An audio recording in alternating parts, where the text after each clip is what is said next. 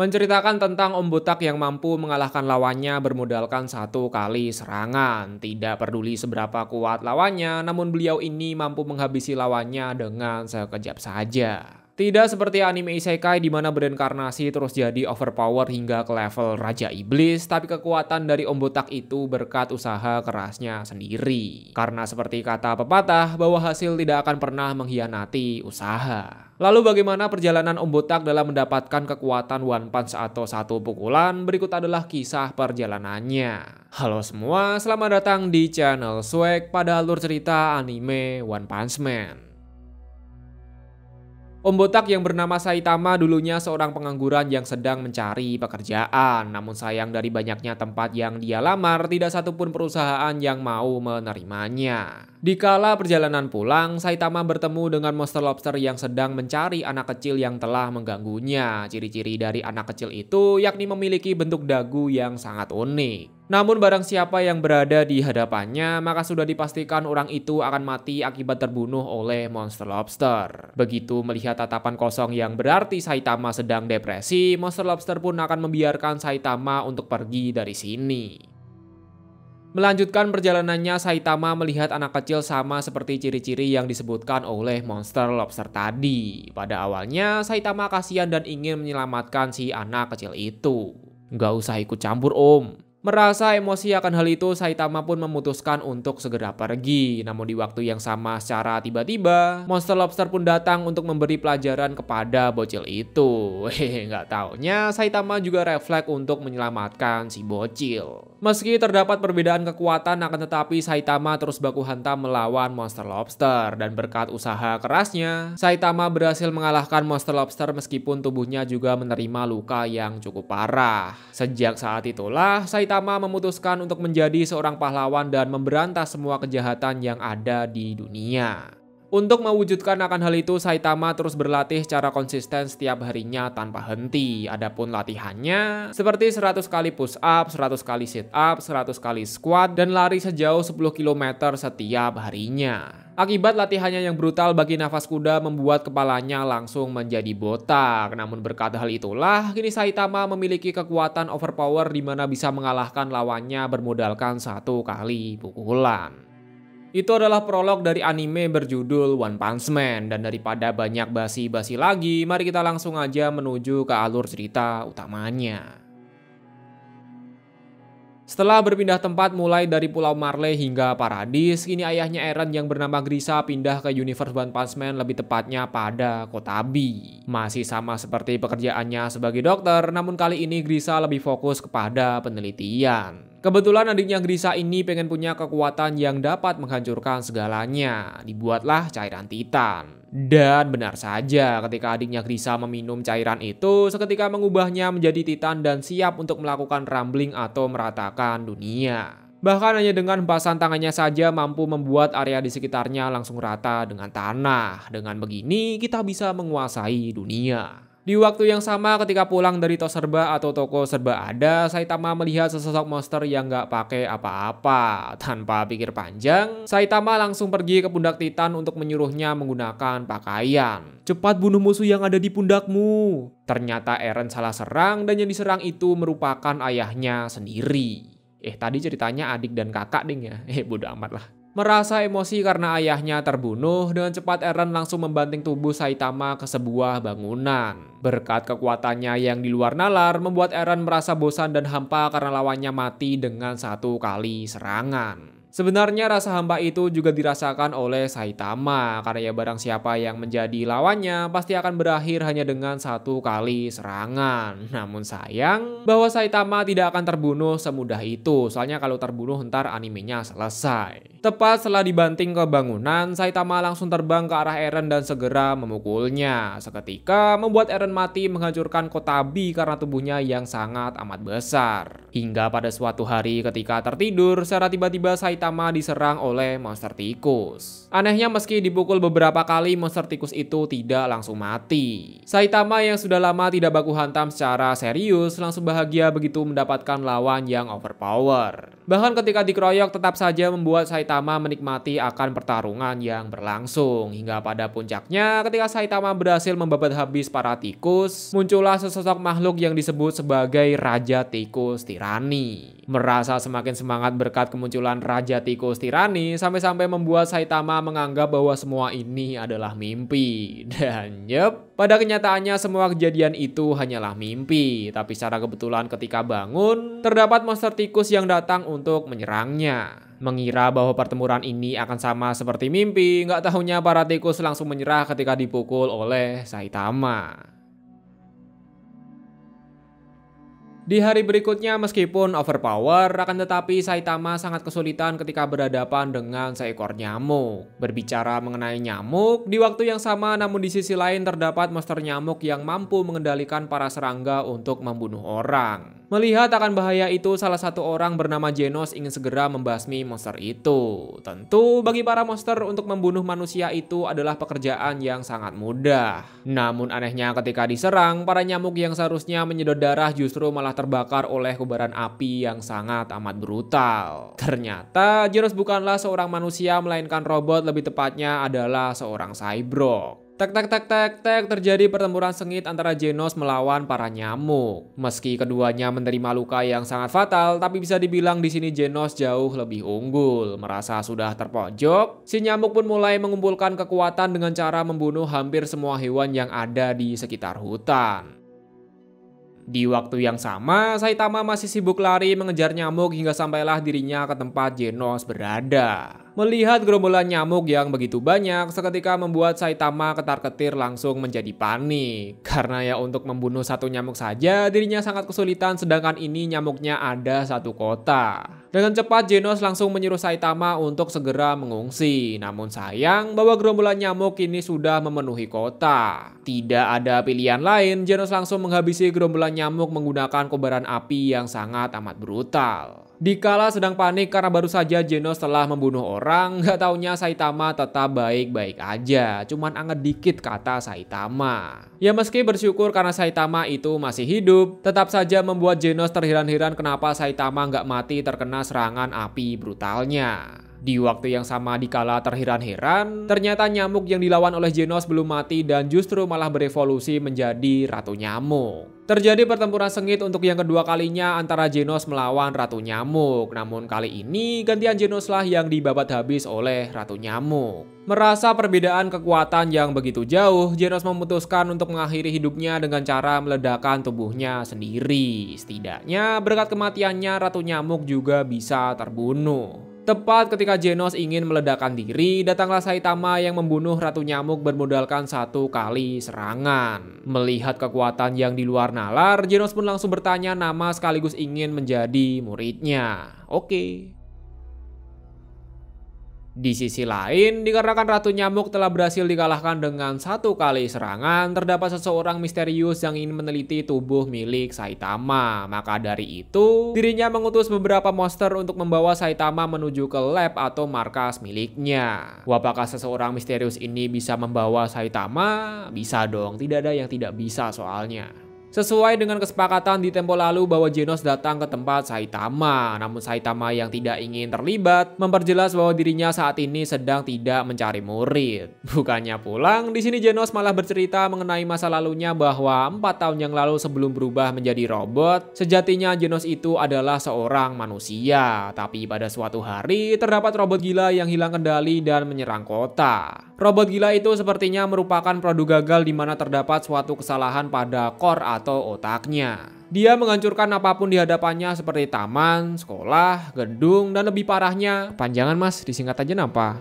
Agar Genos menjadi overpower seperti MC pada anime Isekai, Dr. Kuseno menawarkannya untuk melakukan modifikasi terhadap tubuhnya menjadi seorang cyborg atau robot. Maka dari itu, ya intinya Genos ingin menjadi muridnya Saitama biar tambah semakin kuat lah. Agar supaya Genos pulang, Saitama pun bilang untuk menjadi karakter overpower dibutuhkan latihan, disiplin, dan tentunya adalah kerja keras. Di waktu yang sama ketika berbicara seperti itu, secara tiba-tiba terdapat monster yang datang ke apartemen milik Saitama. Dan monster itu adalah utusan dari seseorang misterius. Merasa emosi karena jendela rusak padahal bisa lewat pintu, Saitama pun langsung membunuh monster itu dengan satu kali serangan. Tak lama kemudian muncullah kawanan Cyborg, tikus tanah, dan juga Raja Hutan. Biar terpojok, tikus tanah juga segera menarik tubuh Saitama ke dalam tanah, ya biar nggak bisa gerak lah.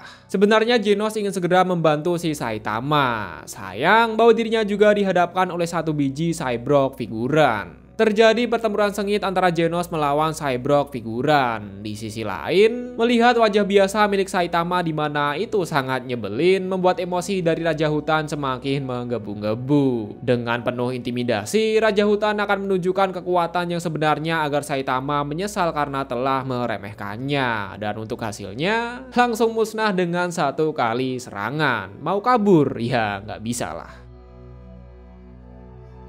Di sisi lain, setelah baku hantam, Genos pun menginterogasi Cyborg figuran. Tidak disangka Cyborg figuran pun bilang bahwa Raja Hutan pasti akan membunuhmu. Raja Hutan seketika membuat Cyborg figuran langsung kena mental. Dahulu kala terdapat ilmuwan jenius bernama Genos. Saking jeniusnya, dirinya selalu saja mendapatkan penghargaan atas pemikirannya yang di luar nalar. Namun perlahan-lahan, Genos merasa kecewa terhadap umat manusia akibat pemikirannya di luar nalar, membuat teori itu tidak bisa diterima bagi umat manusia. Sebagai contoh, ketika Genos ingin melakukan perjalanan ke bulan, usulan itu langsung ditolak mentah-mentah. Karena yang nggak mungkin bagi umat manusia itu bisa pergi ke bulan, dan kalaupun mau dicoba, jelas-jelas itu sangat berbahaya. Merasa kecewa udah dibuatin teori susah-susah dan ujung-ujungnya juga ditolak, Genos pun memutuskan untuk mendirikan perusahaan dan mulai melanjutkan penelitiannya sendiri. Hingga pada puncaknya ketika berusia 70 tahun dirinya menemukan suatu genetik atau bakteri spesial. Berkat bakteri itu membuatnya bisa menjadi muda kembali dan dapat hidup secara abadi. Tidak berhenti sampai di situ saja, Genos juga telah berhasil melakukan cloning terhadap dirinya sendiri. Cloningan itu bertugas untuk meneliti dan melakukan berbagai eksperimen yang jauh lebih di luar nalar. Mengingat, cloningan itu juga memiliki pemikiran yang sama dengan si Genos asli. Mulai dari uji coba tumbuhan, hewan, dan juga manusia, hingga pada akhirnya mereka semua berhasil menciptakan suatu makhluk di atas derajat manusia. Makhluk ini diberi nama sebagai Asura Kabuto. Asura Kabuto adalah makhluk serangga yang dibekali dengan kekuatan overpower dan memiliki pemikiran cerdas layaknya seorang manusia. Begitu mendapatkan informasi dari Cyborg figuran, mereka berdua langsung OTW ke rumah evolusi tempat di mana Genos berada. Di sisi lain, Genos yang menerima informasi dari Cyborg figuran langsung menyuruh para cloningan untuk membuka segel dari Asura Kabuto. Mendengarkan hal itu, seketika membuat semua klon langsung ketar-ketir menjadi panik. Soalnya kekuatan dari Asura Kabuto itu sangatlah brutal. Tidak ada pilihan lain, para klon pun langsung segera melepas segel dari Asura Kabuto.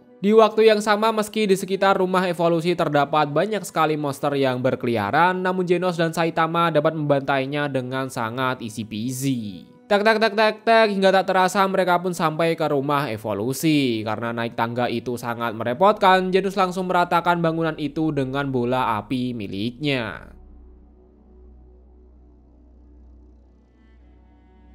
Setelah bangunan rata, terlihat sebuah pintu yang berada di bawah tanah. Tanpa basa-basi lagi, mereka pun langsung segera masuk ke dalam. Dikala menyusuri jalan, secara tiba-tiba Genos langsung dihantam oleh Asura Kabuto. Biar nggak bosan sekaligus ingin tes kekuatan, Asura Kabuto mengajak Saitama baku hantam pada White Room atau ruangan putih. Seperti biasa sebelum baku hantam, Asura memperkenalkan diri sebagai makhluk overpower dibandingkan dengan manusia. Namun tepat ketika Asura melancarkan serangannya, dirinya langsung ketar-ketir ketakutan begitu melihat tatapan dari Saitama. Berdasarkan insting hewannya, dirinya akan langsung mati jikalau saja Asura Kabuto nekat menyerang Saitama. Dengan nada ketakutan, Asura Kabuto pun bertanya, bagaimana bisa kamu memiliki kekuatan sebesar itu? Kasih tahu aku juga. Saitama pun membeberkan resep rahasianya, yakni untuk menjadi kuat, dahulu kala dirinya melakukan 100 kali push up, 100 kali sit up, 100 kali squat, dan lari sepanjang 10 km setiap harinya. Jangan bohong om. Setelah mendengar lawakan dari Saitama, kali ini Asura Kabuto akan mengeluarkan kekuatan yang sebenar-benarnya dan dapat dipastikan jikalau saja manusia terkena serangan ini maka sudah dipastikan dirinya akan binasa atau akan mati.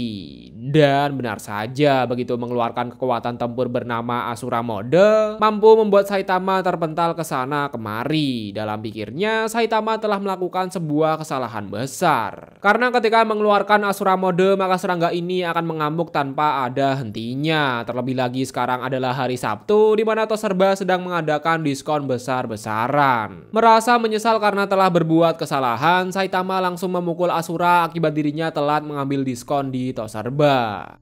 Dikala Saitama depresi, Genos datang untuk bilang bahwa Toserba itu tutup pada jam 10 malam. Dalam artian masih terdapat 4 jam lagi sebelum diskon besar-besaran itu berakhir. Tentu mendengar akan hal itu mereka semua langsung pergi ke Toserba atau toko serba ada. Berkat pertempuran yang singkat itu membuat Genos sadar bahwa dirinya tidak perlu merevolusi manusia, melainkan dirinya sendirilah yang harus berubah dan segera menuju ke jalan setan. Anjas.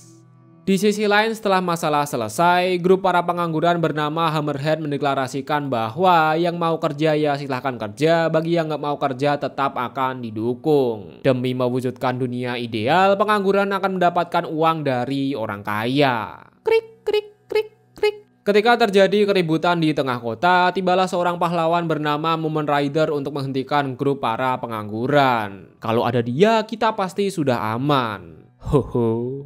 Seketika, Mumen Rider babak belur akibat kena GB. Melihat akan hal itu membuat orang kaya langsung ketar-ketir melihat kekuatan para pengangguran. Tidak lama setelah itu, secara tiba-tiba muncul seorang ninja bernama Sonic, di mana dirinya menawarkan kontrak akan menghabisi para pengangguran. Sama seperti namanya yakni si Sonic, dirinya mampu bergerak bagaikan kecepatan suara mendekati cahaya. Begitu Sonic turun tangan, para pengangguran langsung rata menyisakan leader dari Hammerhead. Meski anggotanya telah habis, namun si ketua tetap berusaha untuk memberikan perlawanan. Sayang bahwa kekuatan Sonic itu terlalu overpower. Tidak ingin mati, di sini ketua Hammerhead langsung mengeluarkan trik bayangan bertujuan untuk menipu si Sonic. Di waktu yang sama ketika menonton TV, terdapat berita kriminal mengenai grup para pengangguran. Pada awalnya Saitama sama sekali tidak tertarik akan hal itu. Namun begitu pembawa berita bilang bahwa para pengangguran itu identik dengan kepala botak, seketika membuat Saitama ingin menghajar seluruh anggota Hammerhead. Soalnya ya gara-gara mereka, orang botak dicap sebagai penjahat. Tepat ketika leader dari Hammerhead lari, tidak sengaja dirinya malah bertemu dengan Saitama. Dan daripada gelut melawan Sonic, si pengangguran ini lebih baik baku hantam dengan Saitama. Hehe, nggak taunya Saitama lebih parah dari si Sonic. Beberapa saat kemudian setelah pengangguran kabur, kini Sonic yang gantian datang kemari. Pada awalnya Saitama bilang bahwa dirinya bukanlah anggota dari Hammerhead, melainkan seorang manusia biasa yang hobinya untuk membunuh monster. Tapi karena Saitama itu berkepala botak, tanpa adu mulut Sonic langsung menyerang Saitama menggunakan kecepatan suara. Pada awalnya sih serangan dari Sonic itu terlihat sangat keren, tapi semua itu berubah ketika Saitama tidak sengaja menghantam atau lebih tepatnya menyentuh biji milik si Sonic. Seketika membuat kedua bijinya langsung merasa ngilu. Setelah menanyakan nama, Sonic juga langsung mendeklarasikan perang. Di pertemuan selanjutnya Sonic pasti akan membunuh Saitama. Gas gak sih?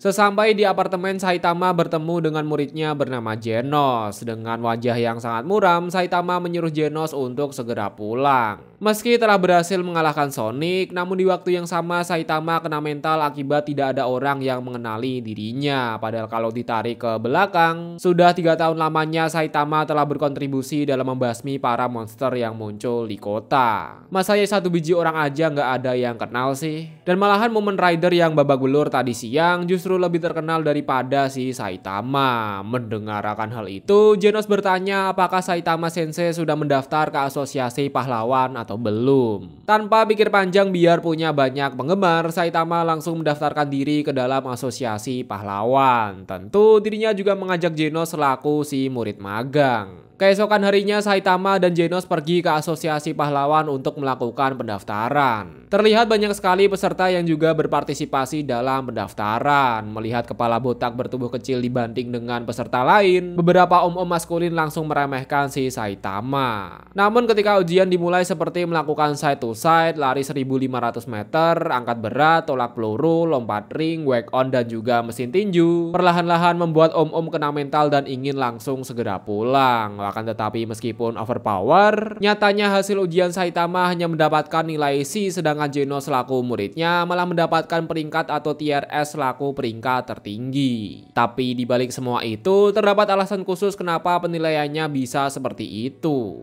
Jadi alasan kenapa Genos bisa mendapatkan tier S, yakni pihak asosiasi tidak sengaja melihat aksi Genos ketika menghancurkan rumah evolusi dengan 1 kali serangan. Buat yang lupa, ya silahkan simak pembahasan di bagian awal.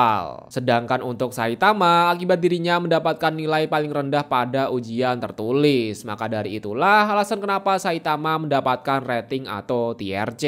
Melihat gurunya direndahkan, Genos ingin menghampiri pihak asosiasi biar ratingnya bisa direvisi. Namun dengan cepat, Saitama langsung segera menghentikan Genos soalnya ntar malah bikin malu. Sebelum debut sebagai pahlawan, Genos meminta Saitama untuk menemaninya latihan baku hantam. Agar supaya Saitama sedikit serius, di sini Genos memberikan beberapa ketentuan atau peraturan. Yang pertama, hindari serangan yang bisa dihindari dan bertarung dengan serius hingga salah satu di antara mereka ada yang menyerah atau KO. Tanpa berlama-lama lagi, mumpung tubuhnya sudah dimodifikasi oleh Profesor Kuseno, Genos langsung mengeluarkan kekuatannya hingga ke titik maksimal. Tapi ya tetap, meski telah mengeluarkan kekuatan yang sebenarnya, tidak satupun serangan dari Genos yang mampu mengenai Saitama. Tidak ada pilihan lain, Genos langsung mengeluarkan bola api meriam dengan serangan tipe area. Mengira bahwa serangan itu akan mengenai gurunya, tapi nggak taunya Saitama telah berada tepat di belakang Genos. Dengan cepat, Genos meminta Saitama untuk mulai serius. Masa dari tadi main-main mulu sih? Tepat ketika Genos berkata seperti itu, Saitama langsung berpindah dengan kecepatan kilat sembari menyiapkan hantaman. Di detik-detik sebelum terkena serangan, Genos merasakan aura atau bau-bau akan kematian. Jikalau saja Genos terkena hantaman itu, maka sudah dipastikan dirinya akan binasa atau akan segera mati. Untungnya saja serangan itu berhenti tepat di depan muka Genos. Tapi ya tetap, saking kuatnya pukulan dari Saitama, hembasan anginnya saja mampu membelah pegunungan yang berada di belakang Genos. Setelah selesai latihan, mereka pun pergi ke warteg untuk mengisi tenaga. Dikala mukbang udon, terdapat orang tampan yang datang menghampiri Genos. Pria ini bernama Amai Max atau topeng kenaifan. Tujuan Amai Max datang kemari yakni untuk bertemu dengan Genos dan mengklarifikasi apakah Genos bisa mencapai tier S itu berkat orang dalam atau tidak. Sepulang dari warteg, di sini Genos memohon kepada Saitama untuk tinggal bersama. Namun dengan cepat Saitama langsung segera menolaknya. Akan tetapi semua itu langsung berubah ketika Genos bilang bahwa dirinya akan membayar biaya sewa apartemen hingga akhir hayatnya. Gas saja kalau kata gua mah. Dan mulai dari sinilah kehidupan antara Genos dan Saitama tinggal satu atap pun dimulai. Di episode selanjutnya, Saitama akan melawan Boros selaku makhluk terkuat hingga ke level alam semesta. Yalah.